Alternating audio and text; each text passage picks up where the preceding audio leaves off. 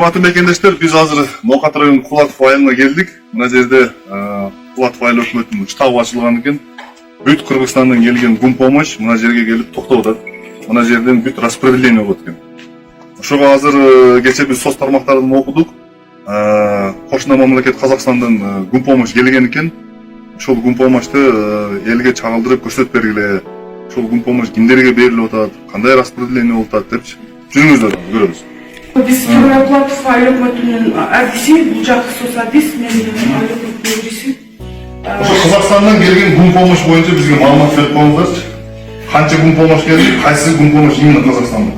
Бизге ушул окуя болгондон бери атайын өкмөттөн буйрук чыгып, штаб ачып, ушул жабылып аткан адамдарга тамак аш, ысык тамак, ушул керек жарак буюмдарды зарыл болгон жарандарыбызга жеткирүү үчүн атайын өкмөттөн буйрук чыгып, ушул жер штаб, бул Кулатов айыл өкмөтүнүн штабы.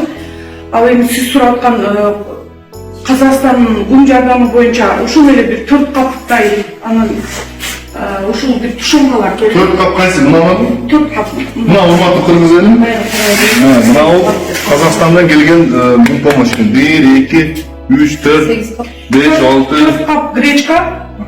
Макарон 8 кап. Тушонка 10 коробка. Мына жерде тушонка бар? Тушонка бар. Мына Казакстандан келген тушонка. Тушонка. Бул боюнча бизге Ноокат районунун дагы бир кагаздар бир келген жок. Бул Ноокат районунун кайсы бир жеринде ачылыптыр. Ал жерден Накаландар барбы сизде? Бизге даже районунун иштеки. Буну ким алып келди, ким түшүрүп берди? Бул Борбаш Кулжар айылына караган бир Борбаш айылынын бир мектебине түшүрүп коюптур ушул көчөгө. Ошол жерден биз өзүбүз алып келип алдык.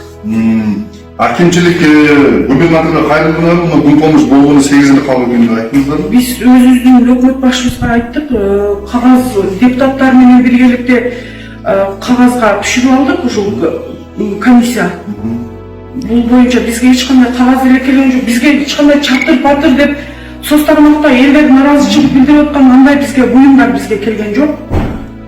Ушул карапайым элибизден айлансак болот. Бул жак Баткен, бул жагы Ноокаттын Кызылкыянын тургундары бүт ысык тамак, керек жарак, помидор буюмдарды, азык тамактарды алып келип, ошо азыр жумушчу иштеп аткан топторго бүт ушул элден түшкөндөрдү берип атабыз. Биз азыр мына Апшыр сайдын башына барып келдик.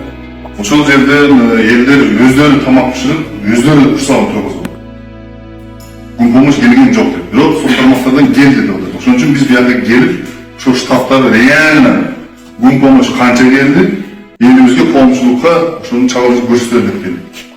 Казакстандан келген ушул аз эле келди, а бирок элден айлансак болот. Чындыкты айтыш керек, эл тынымсыз койлорун союп дагы помидорун, дыйканчылыктарын, дарбыз коон, нан, ысык нан, тамак аш бүт ташып атышат. Ушул жерден жумушчу, ыктыярчы топторго ташып атат.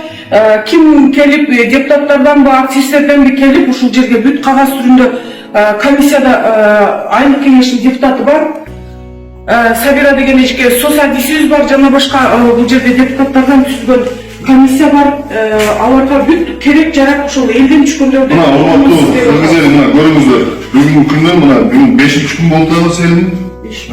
Селдин жабы 5-күн болду. Мына жерде мына канча 5-6 килограмм пияз бар экен, бир карбыз бар экен, жарым кап картошка бар экен. Болду, ошонун башка эч нерсе жок. Бизге элден түшкөн, карапайым элден түшкөн жардамдардын соцсатисибиз тынымсыз ушул үйлөргө кыдырып берип кабыл алып азыр келишти. Сиз канча гум помощь таратып келдиңиз? Биз негизинен Кызыл Ай коомунан 28 үй бүлөгө, анан кечээ күнү сиздер менен чыктык. Калган келген эмени баягы ачып калбасын, айнып калбасын деп, жакка иштегендерге Казакстандын именно мына болду. Казакстан кошула эле. Болду, ошондо башка жок. Аны таратканда жоксуң. Калгандар кармап турасың. Ошол ойдон кармап турабыз. Урматтуу аким, урматтуу Ош облусунун губернатору, силерден сураныч. Кийин бияктан движение кылып кеттиби же жолдон төгүлүп чачылып кеткенби? Айыл өкмөт башчысы Кулатовдун силерден сураныч. Мына маселени карап коюңуздар. Гум помощь келди деп интернеттен чыгып атат, бирок мына бүгүнкү акыбал ушундай экен. Чоң рахмат.